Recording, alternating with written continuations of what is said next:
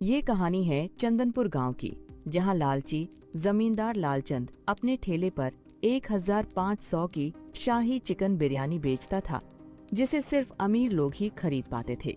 वहीं उसी गांव में रहता था एक ईमानदार और मेहनती किसान माधव। लेकिन एक दिन माधव ने सिर्फ अदस में चिकन बिरयानी का ठेला लगा दिया। जैसे ही ये खबर लालचंद तक पहुंची, वह गुस्से में उसका ठेला हटवाने निकल पड़ा। लेकिन अगले ही पल दोनों के बीच स्वाद और सम्मान की ऐसी जंग छिड़ी, जिसका फैसला पूरे गांव के सामने होना था। आखिर किसकी बिरयानी जीतेगी, 1500 वाली या 10 वाली? आइए जानते हैं। रोज की तरह लालची जमींदार लालचंद का मटन बिरयानी का ठेला शाही बाजार में सजा हुआ था। तभी उसी रास्ते से ईमानदार माधव अपनी पत्नी सुमित्रा के साथ वहां से गुजरता है। सुमित्रा, जरा संभल कर चलो। यहाँ अमीरों की गाड़ियों और बड़े बड़े लोगों की भीड़ बहुत ज्यादा है। देखो तो सही, इस जमींदार लालचंद के ठेले से उठती ये सुगंध पूरे बाजार में फैली हुई है। ऐसा लगता है जैसे हवा में ही कोई जादू घुला हो। सच कह रहे हो माधव, सुगंध तो इतनी बेमिसाल है कि किसी का भी मन ललचा जाए। मैं तो पिछले कई महीनों से बस इस खुशबू को महसूस करके ही रह जाती हूँ। पर अपनी हैसियत ऐसी कहाँ कि इस बड़ी दुकान की सीढ़ियाँ भी चढ़ सके। अरे ओ हल चलाने वाले, वहाँ खड़े खड़े मुफ्त में खुशबू सूंघकर अपनी भूख मत मिटाओ। मेरी शाही मुगलई चिकन बिरयानी का दाम 1500 रुपए प्रति प्लेट है। तुम जैसे फकीरों के लिए यहाँ सिर्फ धुआं देखना ही लिखा है। चलो निकलो यहाँ से।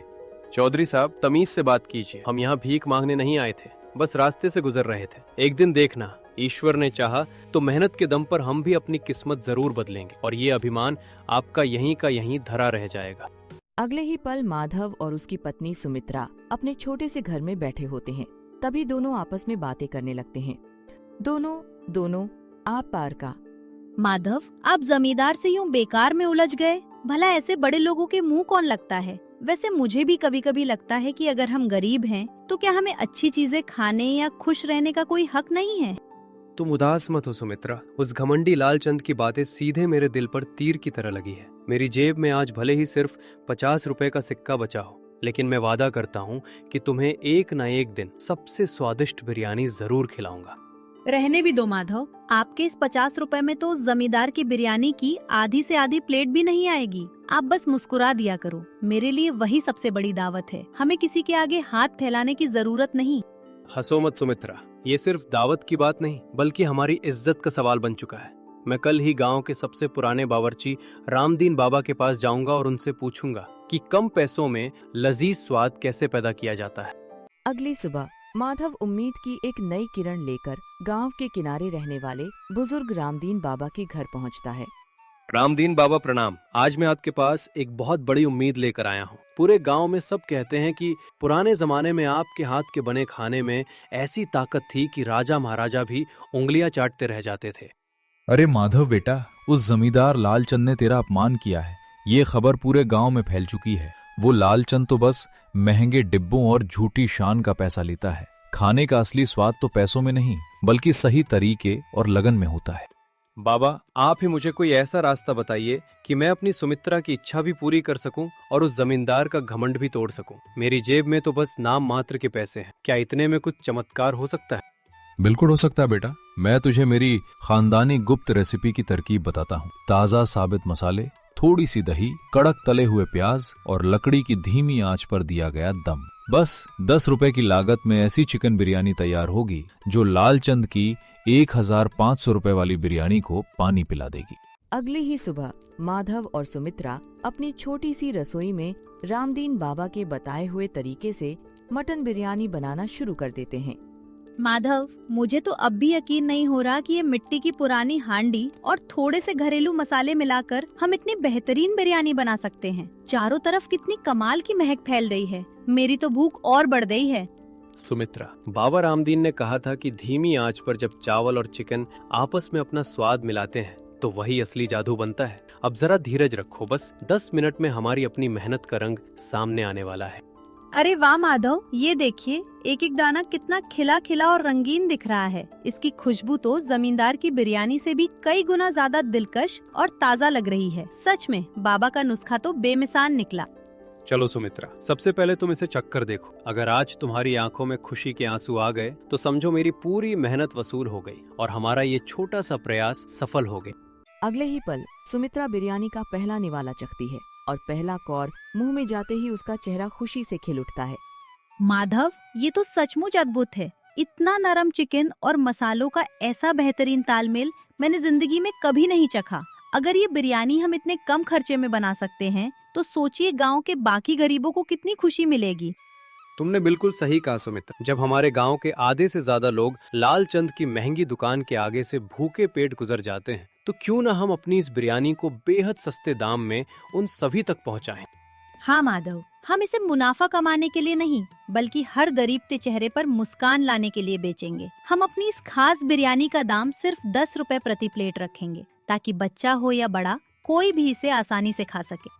वाह सुमित्रा, 10 रुपए में चिकन बिरयानी, ये तो पूरे चंदनपुर गांव में तहलका मचा देगा। कल सुबह ही हम गांव के पीपल वाले चौक पर अपना छोटा सा ठेला लगाएंगे और पूरे गांव को ये दावत चखाएंगे।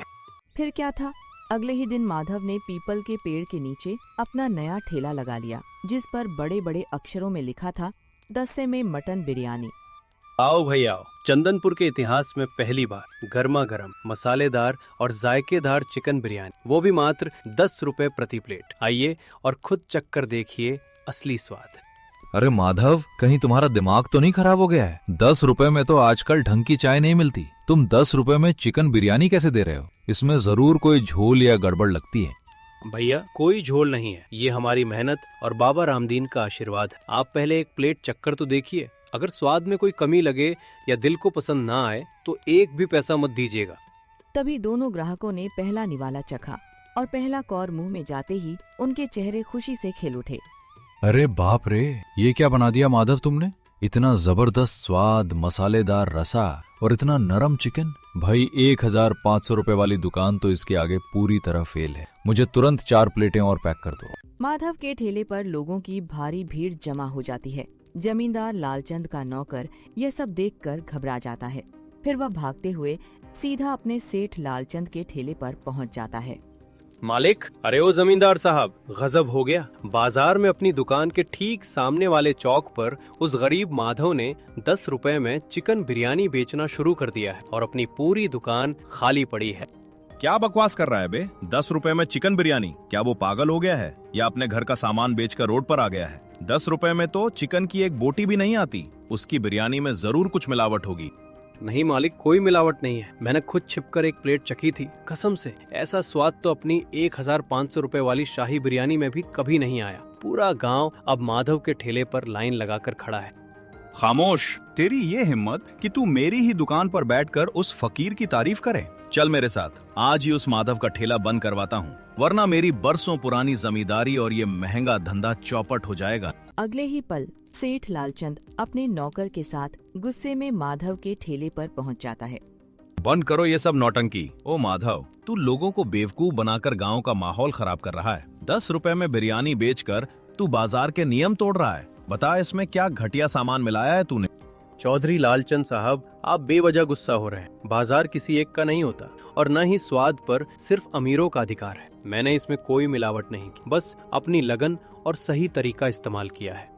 तू मुझे सिखाएगा? गांव के लोग सुन लो, ये माधव तुम सबको धोखा दे रहा है। इतनी सस्ती चीज कभी अच्छी नहीं हो सकती। ये सब तुम गरीबों को भटकाने की साजिश है। इसका ठेला यहाँ से तुरंत हटाओ।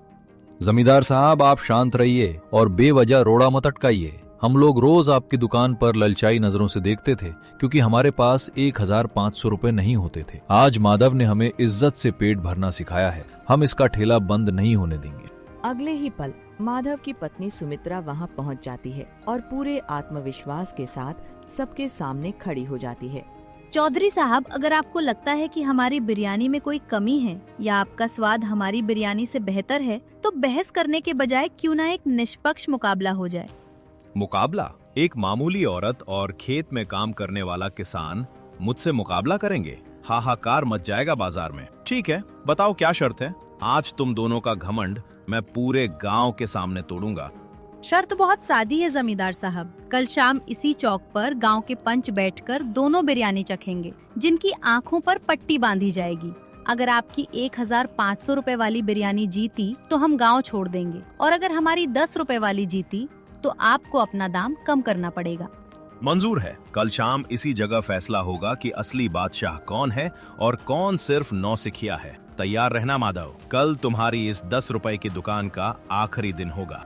अगली सुबह ही गांव के सभी लोग फिर से इकट्ठा हो जाते हैं और सामने ही एक बेंच पर 2 पुराने बुजुर्गों को बैठाया जाता है। उनके सामने माधव और लालचंद सेठ की बिरयानी रखी जाती है। चंदनपुर के निवासियों, आज का फैसला ऐतिहासिक होने वाला है। एक तरफ जमींदार लालचंद की 1500 रुपए की शाही बिरयानी है और दूसरी तरफ माधव और सुमित्रा की 10 रुपए वाली जनता बिरयानी। दोनों हांडियां पंचों के सामने रख दी गई हैं। मैंने अपनी बिरयानी में शहर से मंगवाए सबसे महंगे केसर और इत्र डलवाए हैं। इस गरीब किसान की हांडी मेरे महंगे मसालों के सामने टिक ही नहीं सकती। जीत तो मेरी ही तय है। सुमित्रा, हमने अपनी तरफ से पूरी ईमानदारी और दिल से खाना पकाया है। फैसला चाहे जो भी हो, मुझे इस बात की खुशी है कि आज हमारे गांव के हर बंदे ने बिरयानी का स्वाद पहचान लिया है। तभी उनमें से एक बुजुर्ग बिरयानी का पहला निवाला चखता है। पहली प्लेट में खुशबू बहुत तेज है, लेकिन मसालों का तीखापन बहुत ज्यादा लग रहा है। अब जरा दूसरी प्लेट की बिरयानी चखते हैं। वाह, ये तो एकदम हल्की, रसदार और सीधा दिल में उतरने वाली है। हम 2 पंच इस नतीजे पर पहुंचे हैं कि दूसरी प्लेट की बिरयानी स्वाद, नरमाई और मसालों के सही संतुलन में बहुत आगे है। ये खाना सिर्फ पेट नहीं भरता, बल्कि पकाने वाले का प्यार भी महसूस कराता है। और भाइयों, ये दूसरी प्लेट किसी महंगी दुकान की नहीं, बल्कि माधव और सुमित्रा की 10 रुपए वाली बिरयानी है। आज प्रेम और ईमानदारी की जीत हुई है और घमंड की हार। ये कैसे हो सकता है? मेरी 1500 रुपए की प्लेट इस 10 रुपए की मामूली हांडी से कैसे हार सकती है? तुमने जरूर कोई जादू टोना या चालबाजी की है माधव। कोई चालबाजी नहीं है लालचंद जी। आपने स्वाद का व्यापार बनाया और पैसों का घमंड दिखाया, जबकि माधव ने सही दाम में हर इंसान तक स्वाद पहुंचाया। असली जादू नीयत में होता है, जो आपकी दुकान में कभी नहीं था। माधव, आज मेरी आंखें खुल गई। मुझे लगता था कि महंगी चीजें ही सबसे बेहतरीन होती हैं, लेकिन तुमने साबित कर दिया कि असली सेवा और स्वाद पैसों का मोहताज नहीं होता। मुझे माफ कर दो भाई। चौधरी साहब, माफी की कोई बात नहीं है। आप भी अपनी बिरयानी का दाम कम कीजिए, ताकि अमीर और गरीब सब एक साथ बैठकर खा सके। भोजन पर सबका बराबर का अधिकार है। हाँ जमींदार साहब, खुशी बांटने से बढ़ती है। आज से हमारे चंदनपुर में कोई भी गरीब भूखा नहीं सोएगा और ना ही किसी को अपने पसंदीदा खाने के लिए तरसना पड़ेगा। तो दोस्तों, यह थी हमारी छोटी सी कहानी। हमें इस कहानी से सीख मिलती है कि असली हुनर और स्वाद पैसों या महंगे दिखावे से नहीं, बल्कि सही नियत, ईमानदारी और प्यार से हासिल होता है। इंसानियत वही है जो सबको साथ लेकर चले। अगर आपको ये वीडियो अच्छी लगी हो तो वीडियो को लाइक करें, चैनल को सब्सक्राइब जरूर करें। धन्यवाद।